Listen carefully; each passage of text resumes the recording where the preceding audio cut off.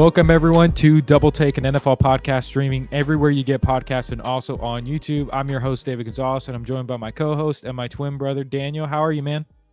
I'm good, man. Finally got some good internet, so hopefully I don't sound delayed on your end, but, doing all right. So far, so good, man. It sounds Yeah, good. that's Looks great. like things are finally getting moving on your house. Yeah, finally. Everything's coming together, so excited about it. Yeah. Well, it's been a couple of weeks since we've put out an episode. Yeah. Some news has happened, and so we're definitely going to be talking about that first. But our main bulk of the episode is going to be continuing a conversation we had a couple months ago about Aaron Rodgers. It's part of our new series here over the summer called Quarterback Legacies.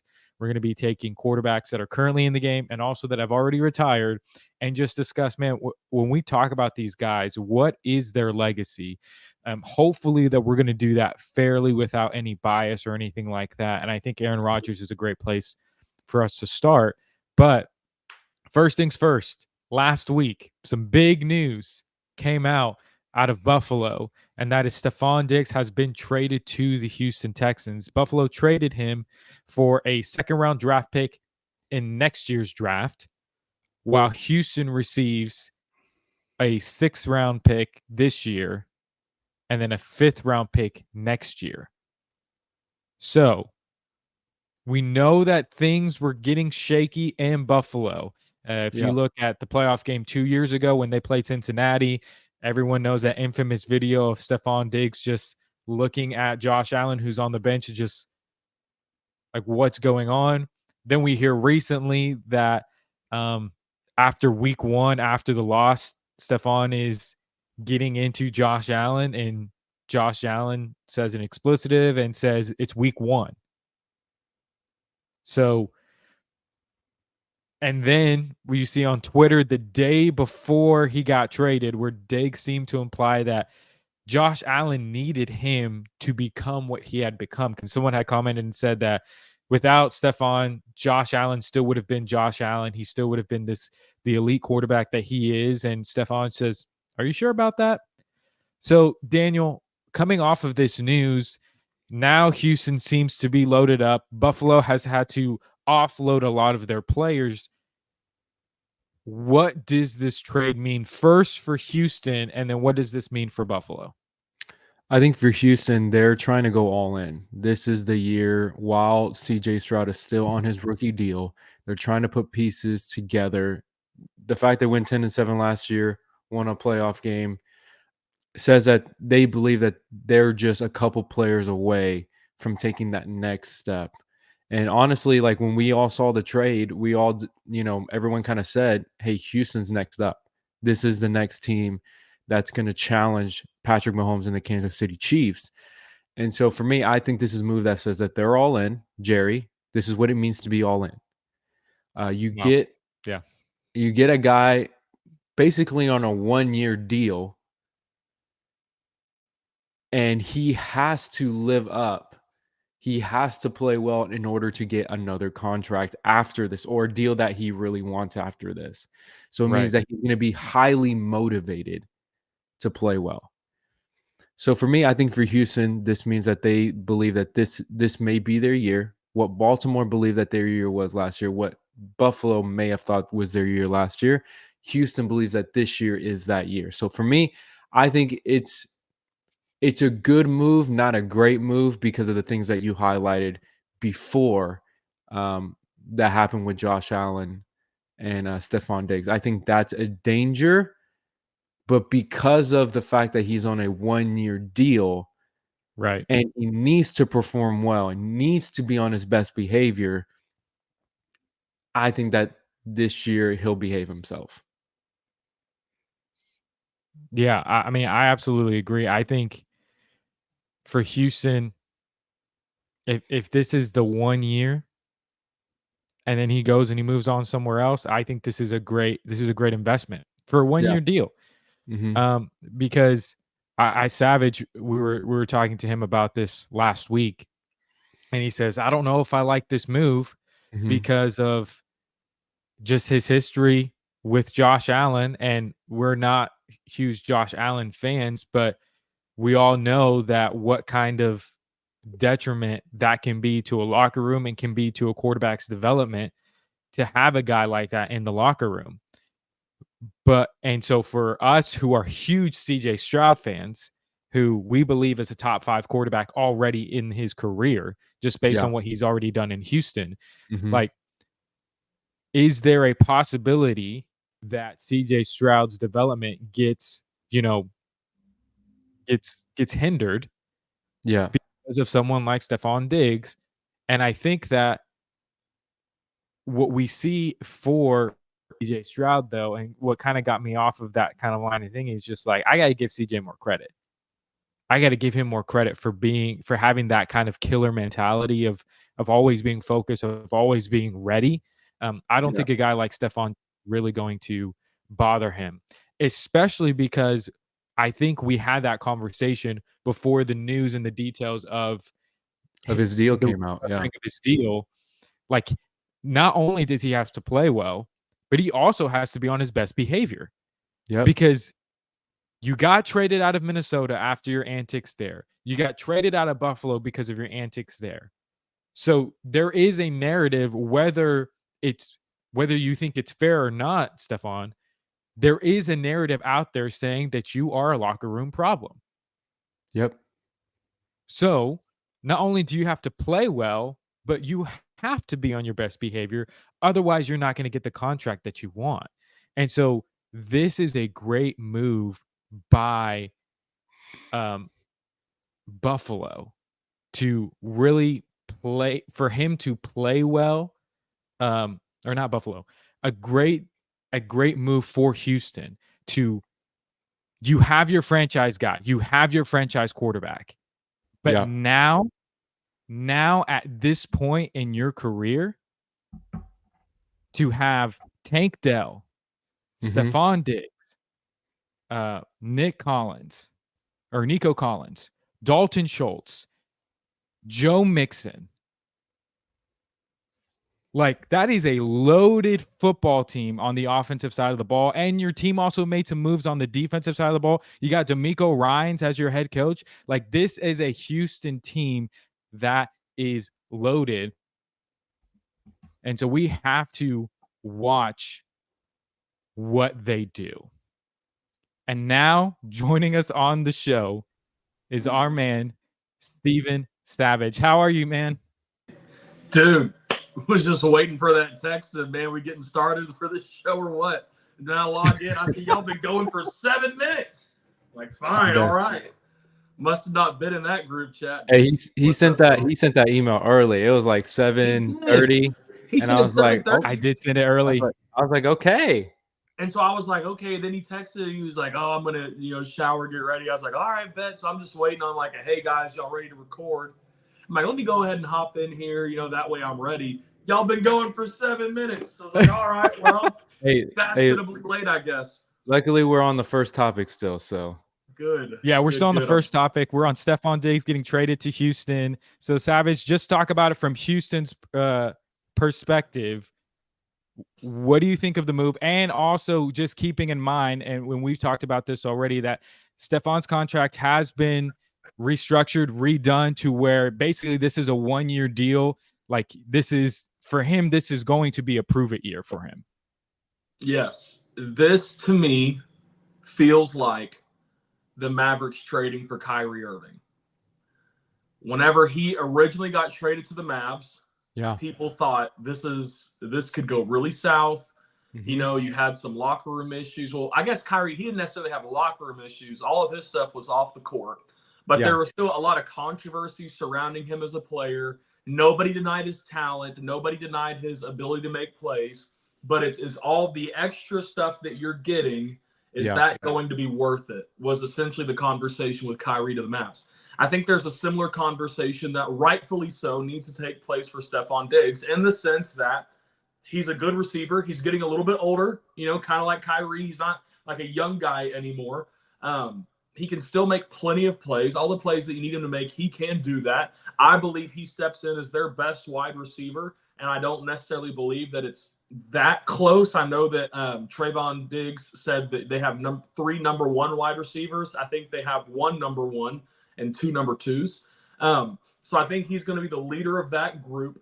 Now, if you are D'Amico Ryans, if you are the front office of the Texans, you are praying that the off-the-court issues go away, or off-the-field issues go away, that there's not going to be the TO locker room cancer factor that, he had throughout his career. You're hoping that he comes in, and I think that's why it's only a one-year deal. If you secure long-term money for Diggs, then all of a sudden he knows, what, you're going to get rid of me? I'm going to be able to show off this more diva personality. But with a one-year deal, he's just going to have to play by the rules, to do right. And I think he's at a junction in his career where he's in Minnesota, kind of messes up the Minnesota locker room.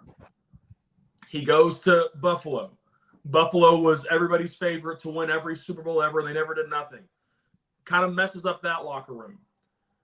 But in Minnesota, nobody thought they were really a contender, so it wasn't that big of a deal. Buffalo, people thought they were a contender, but you kind of had this thing of like, well, it's Josh Allen. How much of that's his fault, and like Josh Allen's not showing clutch. There are like no doubts about this Texans team from what I'm hearing.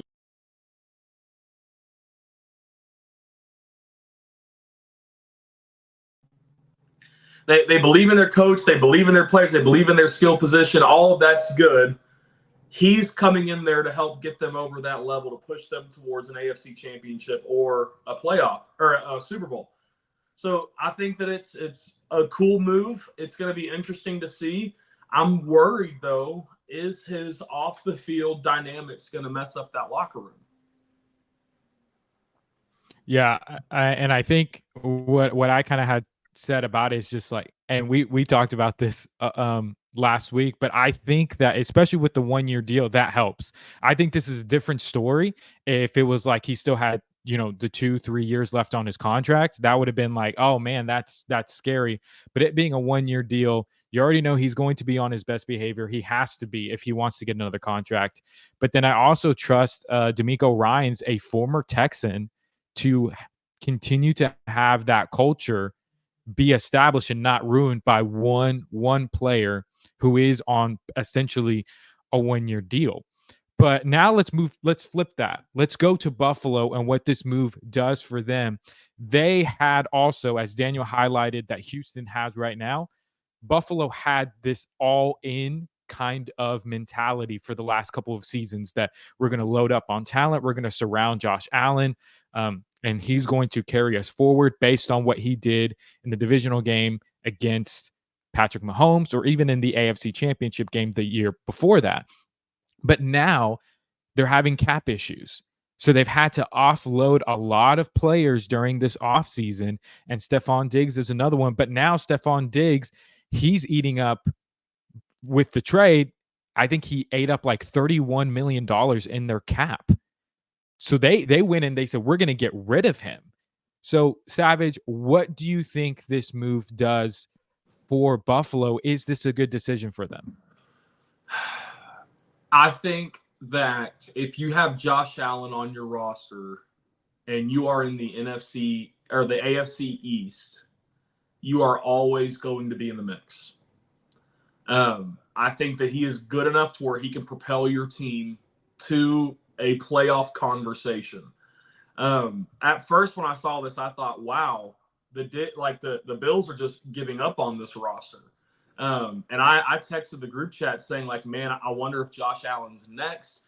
Should Josh Allen go to the Raiders? And then, typical me, over emotional in the moment. But I sat back and I thought about it. And I'm watching some of these national shows, and I think a couple of them have brought up an interesting point of the Patriots let go of, like, Moss left the Patriots, Hill left the Chiefs, Adams left Rodgers. This is not the first time that a top wide receiver talent has left a quarterback. In the NFL today, it feels like these drafts, there's like 7 wide receivers who hit every year that are solid. Yeah. And if he's causing a problem in your locker room, if he's getting up there in age, I think, would we all agree that he has more days behind him than ahead of him for Diggs? Yeah, absolutely. Yeah. Then why invest that much to keep him around? And so I think it's a deal that 100% agree. you don't love to make it. I don't think that it makes them a better team today, but I think we could all agree that Allen has more days ahead of him than behind him. Yeah. Like, I think he's still in the front half of his career. So you have to start thinking long term. And I don't think Diggs is that guy. So go out to the draft and figure it out. Yeah, I agree. I think Shannon Sharp used to always say that, well, my pastor will always say, hey, talent gets you in the door, character will keep you there. And for Stefon Diggs, his talent is not as good as he was in his apex. I don't think he's still there to where you can continue to allow the behavior to overshadow how he's acting in the locker room. And so, like Savage said, if you can get a cheaper, younger receiver with a higher upside, get up off of him. And so for me, I agree with Savage. I think Josh Allen is good enough to take a young wide receiver if he has great promise and great upside to elevate him into a good wide receiver. And then Nick Wright also had this. It wasn't a funny take, but for me, it was kind of funny because he was saying, like, okay, now we get to see. People for years were saying that Josh Allen was going to be the rival of Patrick Mahomes. Well, if he's the rival of Patrick Mahomes, let's see it now. I don't think he can do that. I think he does need a good, solid number one wide receiver. But those were the comparisons that people were making, and now we're going to have the opportunity to see if those things are true.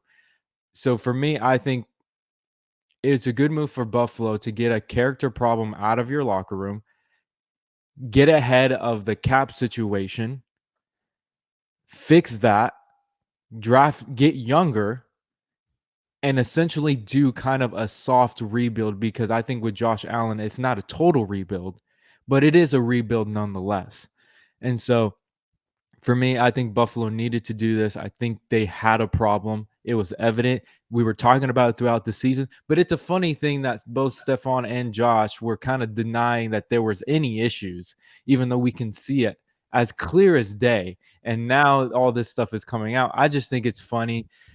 Players have this attitude of, like, the media is saying this, the fans are saying that, like we don't see all these things happening play out either on the field, in the press and social media. It happens. And so for me, I think that Buffalo realized, like, hey, this guy keeps taking shots at our quarterback, online, on the field. We're done with that. I think he's not the player that he used to be, where he can continuously get away with that. And so for me, I think it was a good for both Josh, both Stefon, the Bills, and Houston all around. Yeah, I think, Savage, did you have something to say about that? Yeah, I just got a trash truck outside, so I wasn't trying to mess up the audio. But I agree with what Daniel is saying to lead up to his main point, but I disagree with his main point. So yes, us as fans and the media, yeah, we can see that there is seriously a problem there. But we're about to talk about CeeDee and his holdout. Yeah. And we're all Cowboys fans. If it was the same situation in Dallas, me as a fan, I don't want CeeDee saying, yeah, me and Dak got some problems right now. Me and Dak aren't seeing eye to eye. Me and Dak are in a disagreement. No, I want my star players to deny, even if everyone else sees it. Inside, like, it's kind of like one of those things where it's like, y'all two can make fun of each other because you're brothers, but if someone else starts making fun of your brother, it's like, hey, man, back off. Like, what are you doing? It's like when it's in the house, you have to do as best as you can to protect what's going on inside that team. Now, when you're off the team, it's different. Sure, you can be more honest, but I thought it would have been worse for Diggs or even for Allen as the leader of the team to say, yeah, we got problems right now. We're not seeing eye to eye. Now, everybody knows they do, But I actually think it's being mature and grown up on their end to act like there's no problems to the media, to the fans. Yeah. And I'm not saying that they need to tell everyone the problem that they're having. I just think it's funny that they deny it, like we don't see what's going on. That's my point. They think that everyone's making something up, but in reality, we all see what's happening. It's their job to deny it and to patch things up and say, "Hey, we're okay, we're good." But to flat out just deny that anything is happening, to me, it's funny that happens. Yeah, and to kind of go off of that, I think, like you said, we're about to talk about CeeDee and his holdout and that whole issue. What was going on between him and Dak, even in that wild card game, is still completely different than the multiple things that we've seen from Stefon Diggs towards Josh Allen, because we haven't even seen anything of Josh Allen towards Stefon. It's always been Stefon towards Josh. There's always something going on, and not even for Stefon really, but for Josh Allen, he goes on a podcast and he's just like, yeah, it's weird that everyone says that we have problems. It's like, Josh, like, you can understand why we think that. You can still deny that all you want because that's your job, but don't try and convince us that nothing is going on.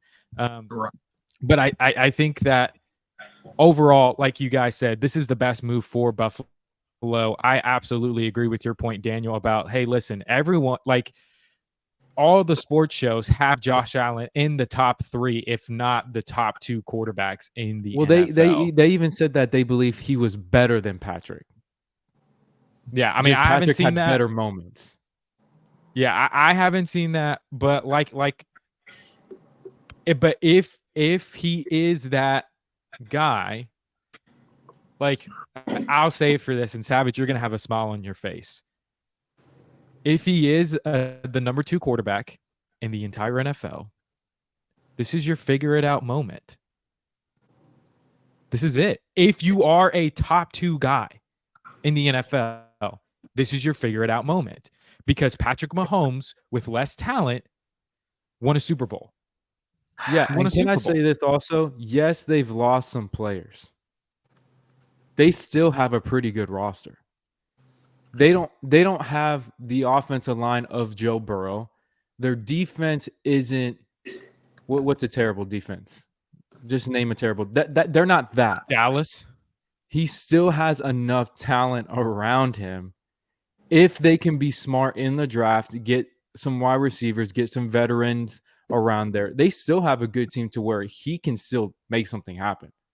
So I don't want people to think that his team is just bare and it's just nothing. Are we still talking about the Bills, or has this turned into a Cowboys conversation? No, we're talking about the Bills. Because it feels very similar to how I feel about the Cowboys as it relates to Dak Prescott. Yeah, he lost some players, but it ain't like our team sucks. Yeah, no, our team sucks. Our team's awful. Go and figure it out. And so you have the Dak Prescott sympathizers of the world, like David, would say the Cowboys don't have a good team. Cowboys team is bad, because what that does, that's not as much of an anti-Cowboys take as it is a pro-Dak take. Because if Dak only wins 7 games this year, David can go back and say, what did you expect him to do? The team's so bad. The realists in the room understand that the Cowboys still need to be a playoff team this year. And if they're not, that's a huge indictment on the quarterback. It's not. And let me tell you why it's not. Because if you really look back at the season last year that Dallas had, like, everyone likes to say that, like, Dak Prescott against 500 teams doesn't play well. Every single, I'm not lying about this. I'm not joking about this. Every single game that the Cowboys played where they played a 500+ team, the defense sucked. And not that they weren't just like, they didn't struggle. They were awful. They let up like 300 yards rushing. Even against a team like Arizona, they were bad. Every big game that the Dallas Cowboys played against a top team, the defense sucked. So how good was that defense really? That's why you bring in Zimmer. Because but you didn't even like bringing in Zimmer. You did not even think that was a good move? Look, I'm not saying that I think it's a good move. I'm saying that's why you bring him in, because he's supposed to hold people accountable. I don't know if he will be able to do that, but that's the whole point of Zimmer, is he keeps people accountable. David, I'm putting your feet to the fire right now. It's not on your outline. Sorry about you. Are the Cowboys a playoff team this year? Yes or no? No. Okay. They are not a playoff team this year. Okay. So if they're not a playoff team, you don't think Dak gets any of the blame for that? I think it depends on his performance. I think that if he performs the way that he performed against Green Bay, then he deserves, or how about I say this? Offensively, there's no excuse for Dak. Like, if he's still putting up points and they're still losing games, I'm not going to blame Dak Prescott. Well, then how is that any different than this last year? Because I think that we're playing more tougher opponents than we did the year before. And I think that the division is going to be so close that we may squeak into the playoffs as like a 7th seed. But Green Bay is coming. Detroit is coming. Atlanta, Tampa Bay is coming. Then you have the Rams. Then you have the 49ers. And then you have Seattle. Tampa Bay and Atlanta are coming? For what? I think listen, Tampa Bay to beat the Cowboys? Green Bay did. Yeah, well, the 7th seed beat the 2nd seed. Atlanta. With Mike McCarthy as our head coach, absolutely. Yeah, yes. I think is possible with Mike McCarthy. Look, Atlanta almost made the playoffs with Desmond Ridder as their quarterback. I think he's a major upgrade from Desmond Ridder. Now, Tampa Bay, the Bucks. Yeah, not the Raiders, the Bucks. Yeah, the Bucks. I think Tampa Bay, they're going to continue to get better as Baker Mayfield heads into his 2nd year in this offense. Sure. So they're not better than the Cowboys. No, I don't think so. But I do think that the conference is getting a lot better. I think the NFC East is getting better. I just hope that Washington screws it up and doesn't take Jaden Daniels. I hope they go with me too. Well, I hope they go with JJ. I hope they go with JJ. I really do. The news coming out of Washington is that the interview with Jaden Daniels did not go well. They said it did not go well. That's because Jaden Daniels is freaking smart. He said, I'm interviewing with the Commanders. Let me tank this thing really quick. I do not want to go here. Listen. But it looks like he might be going to New England, though. Cool. That's great. I'll still be able to cheer for him if he goes to New England. Here's the thing. The Commanders basically said, well, geez, if you look at the Texans, I mean, taking all the Cowboys, reject players works pretty well. So let's try to do that here. Listen, guys, we are not a Dorrance Armstrong away from being a contender. We're not a Tyler Biadasz away. We can replace the guys who we lost through the draft. David, I think in your quiet time, you've been studying the book of Ecclesiastes recently, because it seems like you're just like downtrodden. The end is near. I don't know what you thought the rapture was going to happen during this eclipse or anything. But look, man, we're going to be basically the same team we were last year. It's not going to be that much of a difference. Listen, it is 100% a fault of Dak Prescott if the Buccaneers end up higher in the NFC standings than the Cowboys. That is such an indictment against your boy. I don't think that's going to happen. I think the Cowboys are going to be either winning the NFC East or one game out of winning the NFC East, because I don't believe that Philly is all of a sudden going to be amazing again this year. I think that Jalen Hurts' insanity run isn't over, but the door's closing on it. I don't believe the Commanders with a rookie quarterback is going to be better than the Cowboys. And the Giants have Daniel Jones. So I've never been afraid of him, and I'm never going to be afraid of him. The NFC East is still ours for the taking, which would solidify a top 4 seed. I don't know, guys. I'm not that worried.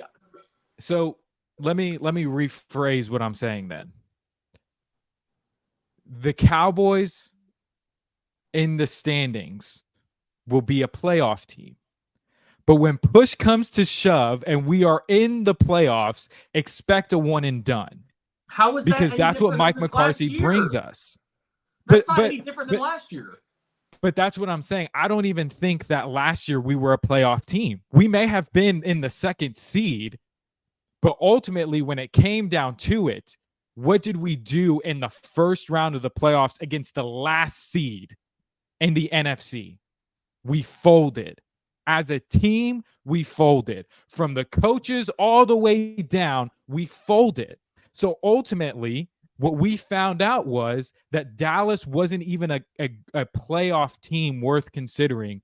And I think the exact same thing is going to happen this upcoming season. Like if the Cowboys win 11 to 12 games, I'm going to be sitting right here and be like, guys, don't worry, we're going to lose in the first round. And if we don't lose in the first round, we're going to lose in the second round. Like with Mike McCarthy coaching this football team, just expect at some point in the playoffs, at some point, and every single big game that we play this year, that we're not going to be ready to play, because that's been Mike McCarthy's track record. So, Savage, this is where David's at. His pessimism is with us. Like, he's with us on where he believes the Cowboys are going to be moving forward. Right. The thing that he's not able to let go, and I can understand why, because I'm not quite as there with him on Dak as he is, but here is where, if the Cowboys fail again this year, why I won't put blame on Dak, because for the past 3 years, the narrative about the Dallas Cowboys at the beginning of the year has always been, this team will go as far as Micah and that defense takes us. That has been the narrative over the past 3 years. And the last year, on multiple occasions, like David highlighted, in big games against good offenses, Micah and that defense disappears, and especially Micah disappears. He very much like how people have been saying about Dak against bad teams, that's when he eats. When he plays against good teams, he struggles and disappears. You talk about the big game clinching plays that he makes on defense happen against the Panthers. I have a spicy take. Go for it. Okay. Who's the superstar of our offense? The leader of our offense? Dak. Who's the leader of our defense? It's supposed to be Micah. Okay, Micah. Both are highly criticized. Mm-hmm. When Dak hasn't shown up big, who did people point the finger to on the offensive side of the ball? Just him, right? No. Yeah, they've no. I'm not It's gonna let you do this. I'm not gonna let you do this. I'm not gonna let you do this. Listen, Dan Dak Quinn is Prescott always gets blamed for every single bad thing that happens on that offense, and it's only me who says, "Hey guys, it's the offensive coordinator. It's the receivers are not getting separation." You're wrong. No, you're wrong. Look at the national coverage, bro. Look at the national coverage. Look at Twitter, look at Facebook. Every single time it always gets blamed on Dak.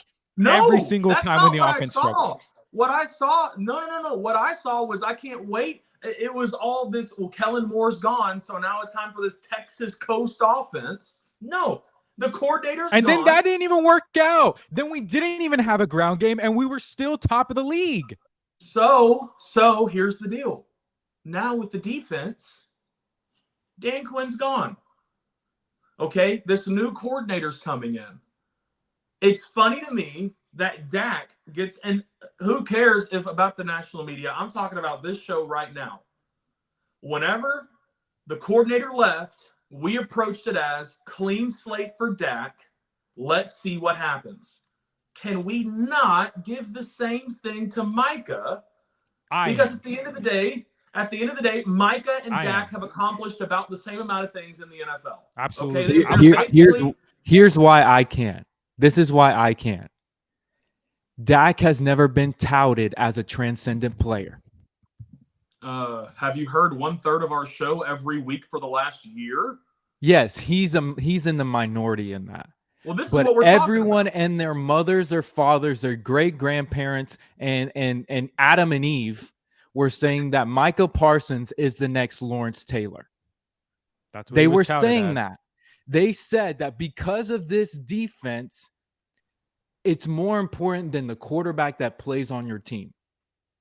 It's more important. He's the closest thing that we can get to an historic defense since the 90s. That's what they said for the past 3 seasons. Because of Micah Parsons, this defense can be historic. And for the past 3 seasons, they haven't been.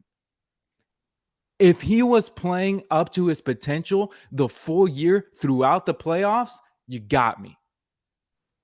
But the fact of the matter is, when November rolls around, he disappears. At least I get Dak through December. I can't find Micah in November. That's my only issue. So I would say yes, getting another coach in there, I would extend that if he was touted and looked at like Dak Prescott. But he was supposed to be this all-time, all-great player who's going to be a Hall of Famer one day. That's the reason why I can't give him that chance unless, again, I will be open to see what he's going to do this year, but I need to see him finish a season. I have to see it. Well, and to me, I disagree, just because, like, again, this is where I'm being consistent. Coaching matters, guys. Who you have in the building matters. And for Dak Prescott, Mike McCarthy failed him in terms of preparation of the team. For Micah Parsons, I think it's been Mike McCarthy of why he disappears in November.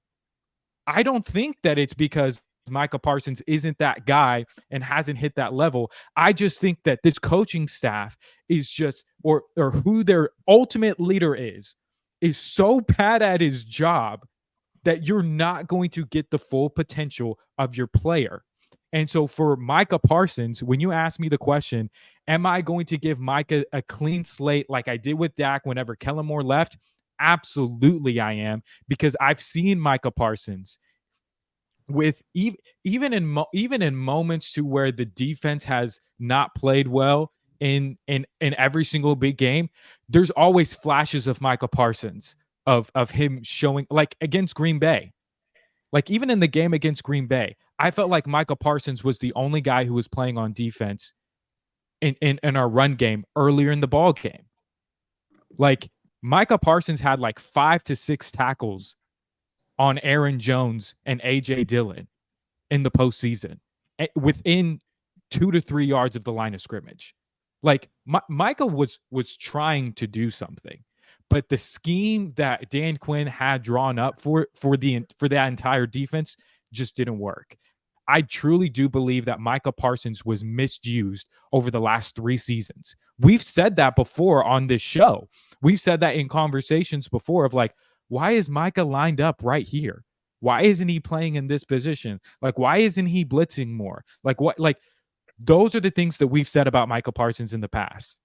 And so I am going to give Micah Parsons a clean slate heading into this year with Mike Zimmer because I did that with Dak. Like even CeeDee Lamb, like we saw once Kellen Moore got out of there, CeeDee Lamb became a first-team All-Pro.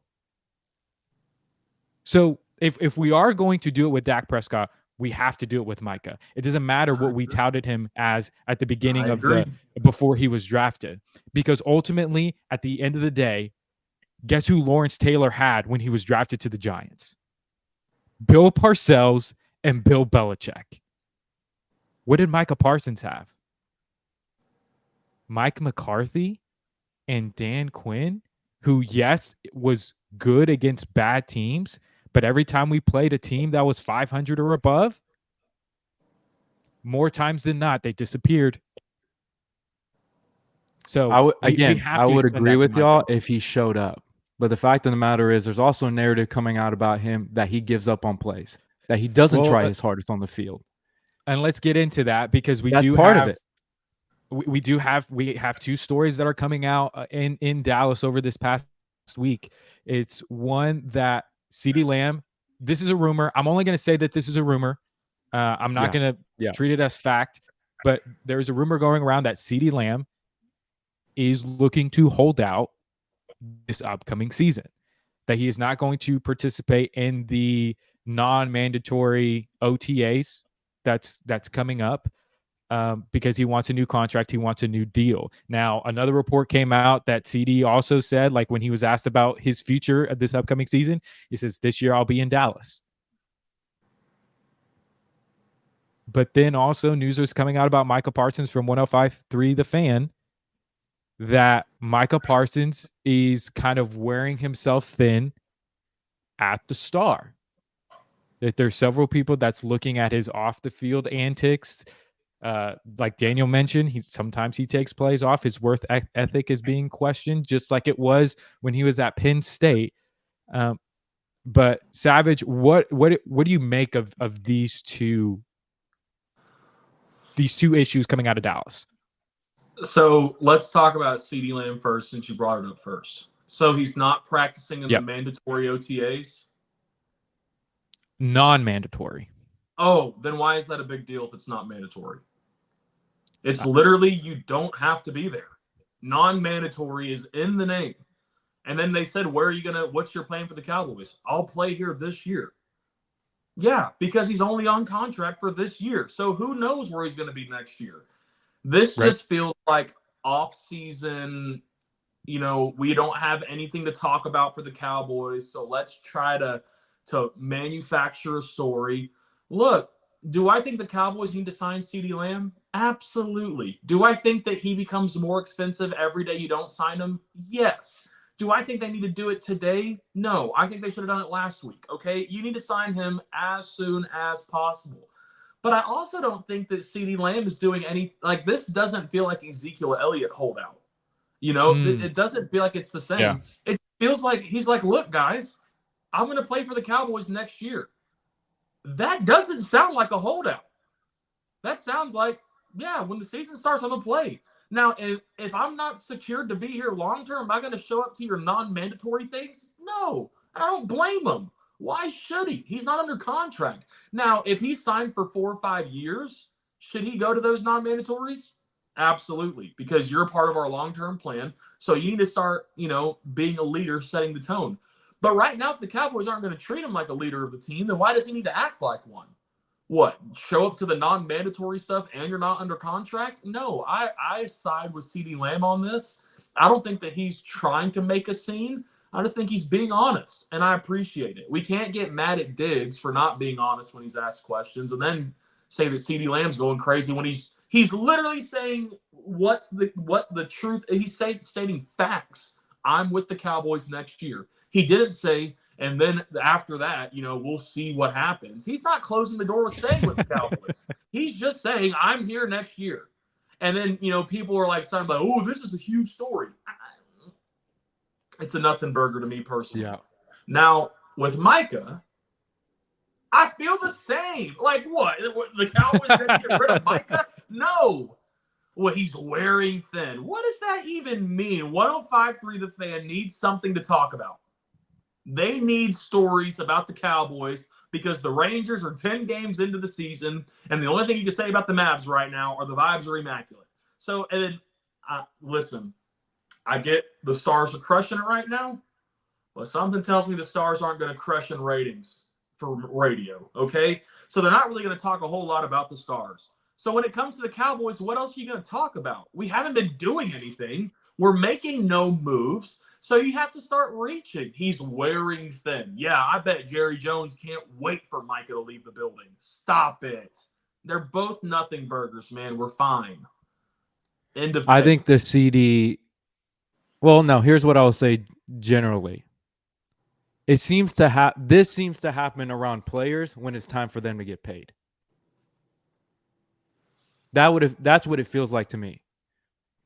Now, I agree with Savage 100% about CeeDee Lamb. If he was, because the Zeke situation, like you pointed out, he had 2 years left on that deal and wanted money and talked about holding out for the season. Like Savage said, this is non-mandatory.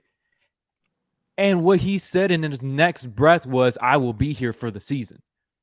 Had he said something more ambiguous of like, well, I don't know what's going to happen this year, then that's a story. But the fact of the matter is that he said, I'm playing for the Dallas Cowboys next year. Because I'm sure he and other players have seen the Le'Veon Bell situation. It's probably not the same. But holding out for a whole year really doesn't do you any good. If anything, it hurts you. Yeah. It hurts your value. And we so saw for with him to Deshaun come out and Watson say, I'm going to come out and I'm going to play for the Dallas Cowboys next year, told me everything that I needed to know. Now, for Micah, I believe it's a situation with every other player that's looking to get paid. What they try to do, as much as I have a problem with him on the field, in terms of just like on game days, and I told you guys this when this story broke out, I did not hear of these things during any other point in any of the season, any off seasons before this. Didn't hear a word. But it's convenient that it's coming out now when it's his turn to get paid. Right. These radio stations, like Savage said, they need something to talk about. They've already done the analysis on his game. They've done that. They've talked about his coaching situation. They've done that. Like he said, the Stars not going to get ratings. The Rangers just started their season. The Mavs, everything's going good right now. We're not in the play-in tournament yet. We're not in the playoffs yet. We clinched playoffs last night. We did. Yeah, we clinched playoffs. Yeah, we did. We did. Yeah. Mavs, but it's not the postseason yet. We're not there. So they needed something to talk about. And right now, the Dallas Cowboys, on what they aren't doing, is getting more attention. So for me, this just seems to be the status quo for any player that wants to get paid. If we don't hear anything about you, about your character before then, when it's time for you to get paid, things magically come into the picture. So for me, I'm calling kind of BS on this because I didn't hear anything prior to this. Not one. And now here comes David trying to make a disagreement with our takes so that he can have something for the show.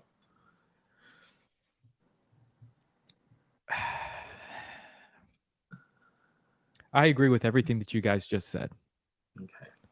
But don't you feel that this offseason is more chaotic than any offseason that we've had recently? Like No. I think Savage, I think Cowboys fans are freaking out more. Sure. The situation is not worse, but people are freaking out more this year than they have before. That's what I mean. That's what I mean. It's more chaotic around the Cowboys this season than any other year that I've ever like closely have been a part of the Cowboys offseason. Like, it is absolute chaos. And stories like this doesn't help, nor does it like stories like these and the chaos and the conflicts that we're seeing around Cowboys Nation. There's no way this is a playoff team. There's no way this is a playoff team. Absolutely not. I think when we talk about the Dallas Cowboys in the offseason and where we're talking about the Cowboys moving forward, like, I just go back to an interview that Jerry Jones did back in January, or maybe it was in February, where he said, as long as they're talking about us, we're doing our job. That's all these stories point out to me. And when it comes to CeeDee Lamb, here's the part where I think I will express some disappointment a little bit in CeeDee. Is if you say something, you got to mean it. And when he was on Micah Parsons' podcast during Super Bowl week, They were talking about, hey, what do we need to do for next year? Like, what needs to happen? And CeeDee Health said, you know what? We need to become leaders on this team. We need to show up, go to work, and have that mentality that we want things to change here in Dallas. Well, that's going to non-mandatory OTAs, regardless of your contract situation. And I wouldn't be bringing this up if he didn't say what he said on Micah's podcast of being like, you know what? I need to be a leader. It's on me. It's on you. It's on us. It's on the young guys to come in and to set the tone for the team. And so I'm just saying, like, don't say that if you're not going to be about that ultimately because you want to get your money. That's my only thing. Now, if CeeDee didn't say that, and then this is what's going on and this is what's happening, and he says, I'm not going to non-mandatory OTAs because I didn't get my money, then fine. But when you say stuff like that, I would like for you to actually be about what you're saying. And I don't think that CeeDee is. So I have a question and then I have a statement. My question is, do you think there's going to be any player on the Cowboys who doesn't view CeeDee Lamb as a leader on the team if he doesn't go to the non-mandatory OTAs? Like, do you think people are going to view him as... Sorry, say that again. Do you think that players on the Cowboys are going to think that he's not a leader because he didn't show up to the non-mandatory OTAs considering his contract situation? For me, I don't know. This may be just me, but I probably believe that he thought he was going to get an extension before OTAs began. Right. That's what I think when he said that. If he didn't get extended, that changed. There's like, oh, I guess, like you said, Savage, I guess they don't see me as a leader. If he doesn't show up, I don't think that anybody looks at him like, well, this guy's not committed. He's not a leader. I still think the minute that he walks back in, he's a leader. He's our leader. I don't agree with that. I don't. I think people see him as a leader. Now, here's my statement. My statement that I wanted to add to the question. He needs to not go to OTAs for, like, in a way, I think you can make the case that he needs to not go to non-mandatory OTAs. Here's why. The Cowboys are way better with him on the field than without him on the field. Okay? They're a better team. So him not showing up to OTAs, the non-mandatory OTAs, let's just start there, gives more pressure for the Cowboys to sign him. Secondly, if he's running routes and he tears his ACL and he has no contract, then he just did himself the biggest disservice. So I'm not going to lay my life on the line for the cause if you're not even committing to me. So it's like, if the team, the only reason that he doesn't look like a leader right now is because Jerry's cutting him off at the knees to be able for him to be a leader. He can't lead right now if the team hasn't committed to him. Yeah. Because if the front office hasn't committed to him, how is the rest of the 52 going to commit to him? So I just disagree with that take. I don't think that he's doing I don't think that he's going back on his word at all. There's a point where, as a player, if you put in the work for 24, 25 years of your life, 26 to be in this position, you owe it to yourself to hold firm and say, pay me, I'll show up. Yeah. I think once Daniel said, maybe he said this before because he thought he was getting a contract. Yeah. If that is the case, then I definitely give CeeDee a pass on this and say, don't show up. If you thought you were going to get a contract and then Jerry said, no, we're going to let you play this year out after a first team All-Pro season, historic hold out. I think he should. I think he should, because we saw what happened with Dak Prescott when they kept franchise tagging him, not giving him his deal, and then he broke his ankle on that. In that. So I'm with that. I'm with that. Yeah, and just one final thing to Savage's point about how the players will view him if he doesn't walk through that door. Players are historically known for when their teammates are holding out for the bag, their teammates are going to support them in that. Absolutely. Especially if their leader is like, hey, man, go do your thing. Go get your money. We'll hold it down. That's historically what players have done. They want each other to get their money. So for me, I think with that mindset, with them knowing that, like, hey, CeeDee's trying to get paid right now. But guess what? He told us he was coming back. Had he said anything different than that, then there's an issue. But players understand why players hold out. They do understand that. So I think to Savage's point, I don't think it changes their mind one way or another. Yeah, 100%. All right. Well, we're going to move on to our final topic of today. We are discussing quarterback legacies.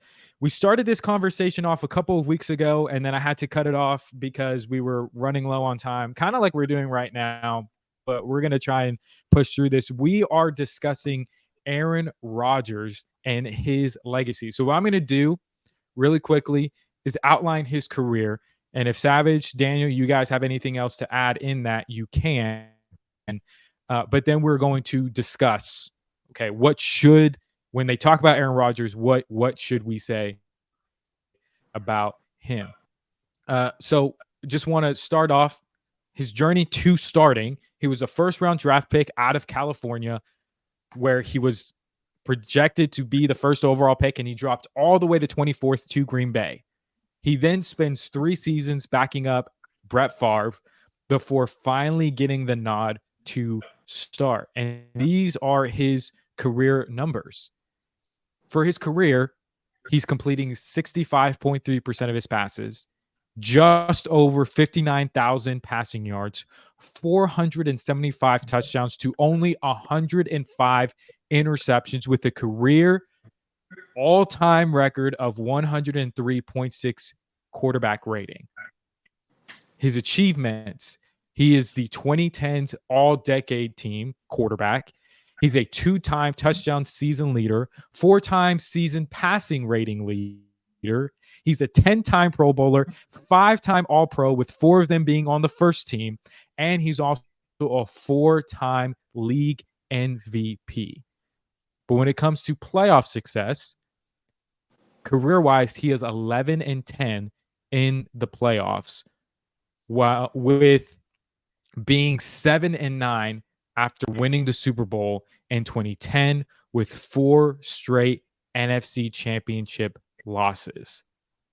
So, Savage, anything to add to that? And if not, what are your thoughts on the legacy of Aaron Rodgers? Man, in terms of things to add to it, I think if you're talking about the legacy of Aaron Rodgers, you have to talk about his extracurriculars in terms of the vaccine stuff, the immunized comment, the potential vice presidency candidacy that he didn't turn down. Here's my take on Aaron Rodgers.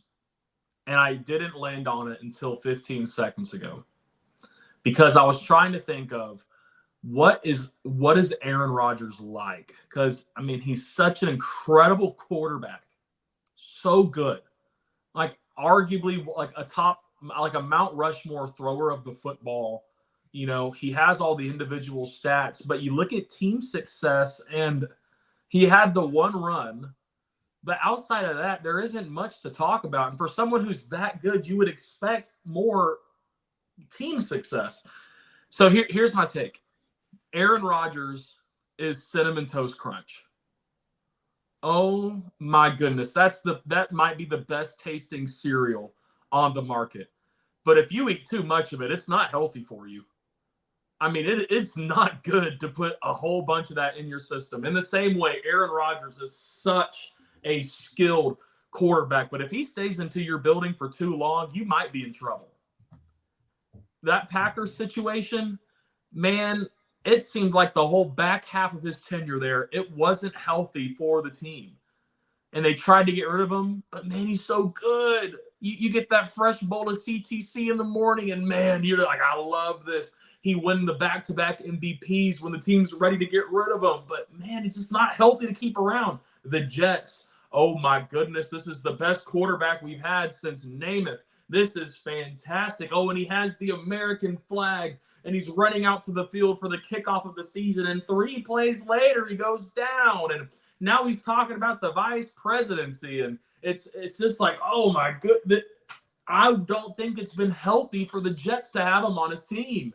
But man, what's the national conversation? Oh, if he can stay healthy, ooh, if he's so good, Aaron Rodgers alone is so good that if you can keep him upright, you can have I think he's Cinnamon Toast Crunch of quarterbacks. Super great, but man, he's bad for you if you keep him around for too long. And that's my wild take. So for me, David, you can verify this. Up until a couple seasons ago, Aaron Rodgers was my favorite quarterback in the league. Yeah. You talk about all the individual achievements, the talent, the way that he plays the game. Before Patrick Mahomes, this was the best thrower of the football I'd ever seen. But like you said, Savage, over time and over the back half of his tenure, that narrative switched. Now, David likes to point out how Mike McCarthy is not a good coach, and he won a Super Bowl with him.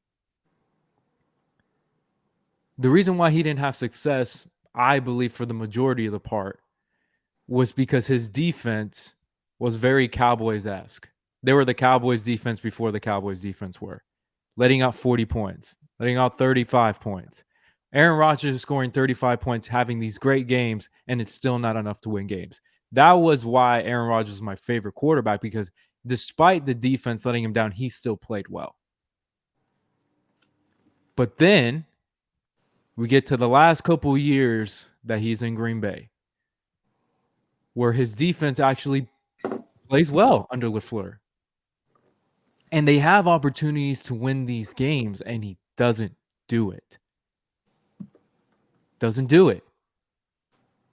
For me, that's when the narrative changed of like,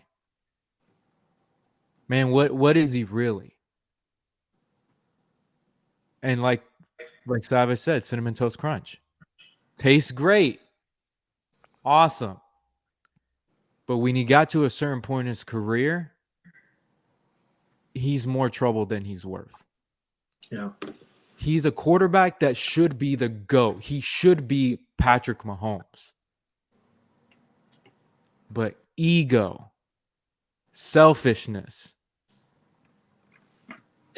takes over at a certain point, and a team cannot function that way, and you won't get to your ultimate destination that way. So for me, I agree with Savage. He was a great player. No one's disputing that.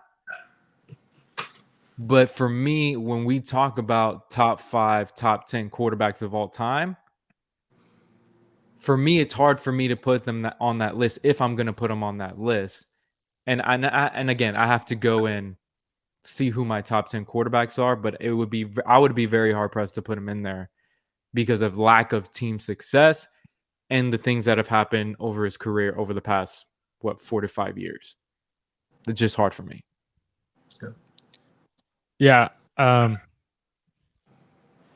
I think there is a point of time that we can look back at Aaron Rodgers' career and we said, like, man, this guy's top 5 all time. But I honestly think it's Patrick Mahomes' fault. And I mean that in like a good way of we literally just saw a Super Bowl to where Mahomes still got it done and had nothing in the cabinets. He made an amazing meal with hardly anything in the cabinets, right?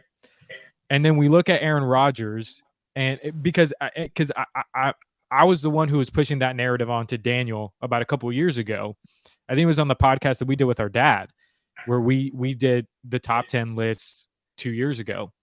And when we were talking about Aaron Rodgers, I said, listen, I can't blame him for the failures of those teams earlier on in his career because he was still balling and that defense wasn't playing well. And they were losing with him putting up 35, 38 points in the postseason.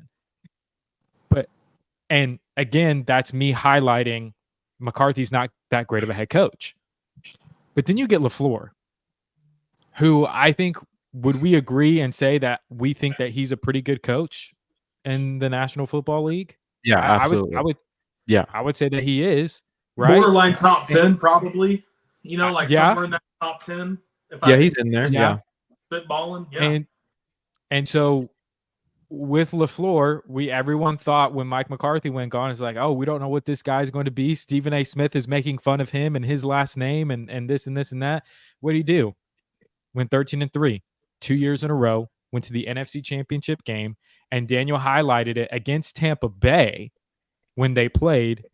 That defense picked off Tom Brady how many times? Was it three times? 3 times. Yeah.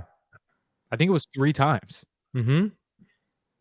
And Aaron Rodgers scored 0 points off those. And that was at home, right? It was a home. It was yep. Because he said it. He said, I've never had a home NFC Championship game. He said, I never had it. I want one. And he could have had it. And he had 2 in a row. He had 2 in a row. And if he didn't lay the egg when they played San Francisco, they would have had a 3rd straight NFC Championship game at home. And that was the game to where Jimmy G outplayed him, throwing 4 passes. So when we talk about the legacy of Aaron Rodgers, as of today, he is not in the top 10 all time, in my opinion, in quarterbacks. I don't think that he is, because there's something to be said about winning the game. His numbers are great. His numbers are beautiful. But as of late, he's had countless opportunities to get it done, and he hasn't gotten it done. I'm just so proud of you, David. I'm just so proud. Why? I don't like it when you're proud of me. Stop. Gosh, the growth that I've seen out of you since I first joined the show till now is just... Oh, my gosh. You went from one of the biggest haters of Figure It Out to now you are ready to move Aaron Rodgers out of the top 10 all time because of his inability to figure it out. And I'm just so proud. Yes. I'm just so proud. It's just so cool to see how the Lord works, and it's your biggest haters become your biggest supporters over time. It's beautiful. It's beautiful. I agree. He has no ability to figure it out. He can't. I agree with your take. I was just beaming with joy. Daniel, I know what you're thinking, and I'm gonna give Savage this. Like I will disagree on, and we'll get to it when the actual season starts, right? Mm-hmm. Like whenever we have the Figure It Out segment that's gonna be on the show. Like, I have a like I'm gonna wait to like be firm on this until those shows come up next season. But like, I don't know, Savage, if when that segment comes, if every Figure It Out moment you'll bring that I'll agree with. Like, I don't know if I will. Now, we'll see next year if I do end up agreeing with that. I think y'all will both agree with every single one that I do, because they will all be correct. We'll see. We'll see. It's going to be like the Figure It Out moment of the week, right? Yes. Like one player who did figure it out and one player who didn't figure it out. He didn't figure it out. Yeah. Yeah. Can't wait. Listen, if y'all are staying, it'll be a great segment. 1 hour and 9 minutes into this show, you're getting some major game of what to expect moving forward. The Figure It Out moments of the week. So I guess the final question that I have to ask to the two of you, Daniel, you start, and then Savage, you finish it up. Is there anything that Rodgers can do this upcoming season to change it? Is making it to the playoffs with the Jets good enough? Or does it have to be a title? Does it have to be a ring? Or does he just have to play well in a championship game and then lose to Mahomes? Like what would change even just a tiny part of his legacy for you guys? Yeah, making the playoffs is obviously not enough because, dude, you have a loaded team. I know that you don't have a good head coach. I know that. But you're Aaron freaking Rodgers. You should make the postseason this year. We just highlighted the fact that the Bills, yes, they have a chance, but are they better on paper than the Jets right now? I don't know. I don't know that. And if, like Savage said, everyone said when Aaron Rodgers joined this team, what was the expectation? Super Bowl. A Super Bowl. That is or the deeper in the playoffs expectation. at least. No, it was this team. This team is jumped up in odds to go to the Super Bowl. That's why you go get Aaron Rodgers, is to go get a Super Bowl. Exactly. Because you're a quarterback away. Yeah, because you're a quarterback away. You have a good running game. You have some weapons on the outside. That defense is amazing. What is it that we needed? A quarterback. Mm-hmm. Anything short of that is a failure. Anything short of that. He has everything that he needs. Besides a head coach, but you've won a Super Bowl without it. Apparently. Mm-hmm. So for me, he needs to win a Super Bowl. And he needs to play well. Anything short of that is a failure and doesn't move the at all. Yeah, I agree largely. This is Aaron Rodgers we're talking about. Making the playoffs does not move the needle for you forward. And I don't think missing the playoffs moves his needle back. You know, like, I don't think that I'll think any less of him if he misses the playoffs this year. The dude's old. The dude's not focused. Like, Yeah. The dude's coming off of an Achilles, right? That was his injury, right? An Achilles? Yep, Achilles. Like, yep. I'm not going to be shocked if they make the playoffs. I'm not going to be shocked if they miss the playoffs. I don't think that there's anything that Aaron Rodgers can do to hurt his legacy at this point, short of being no different than Zach Wilson production-wise if he plays healthy. If he does that, his legacy will drop. Anything less than that, it's Aaron freaking Rodgers. Nobody's going to move back. I'm still going to remember the, discount double check belt, before I remember. It honestly feels a lot like Jordan with the Wizards. Nobody talks about those years. I'm a LeBron fan. I try to bring them up, but I guess the rest of America forgot about Jordan playing on the Wizards. That's like Rodgers. That never happened, apparently. Right, never happened. So I'm more interested in what could affect Rodgers' legacy for the better. Mm-hmm. Making the playoffs won't do it. Winning a playoff game won't do it. I think that if he makes the AFC Championship and goes through either one of Joe Burrow, Lamar Jackson, or Patrick Mahomes and makes the AFC chip, like he beat one of those three guys on the way there, I think his legacy gets a little bit better. Because even in his last year, or one of his last years, he beat one of the guys left in the league. I think it's going to be one of those, like, man, don't say that this is the new generation yet. The old dog has new tricks. I think that's going to be something that's spun about, one of those like fables that'll get shared. If he wins a Super Bowl with this team, I don't see how he's outside of the top 5 all time. So I think that his legacy has a chance to skyrocket. Yeah, absolutely. I think it has. What's most likely going to happen is it's not going to move at all. Yeah. And I think there's no chance, realistically, that his legacy is going to take a hit. Mm-hmm. So he's kind of playing with house money at this point in his career. Yep, and he knows it. Yeah, he knows it too.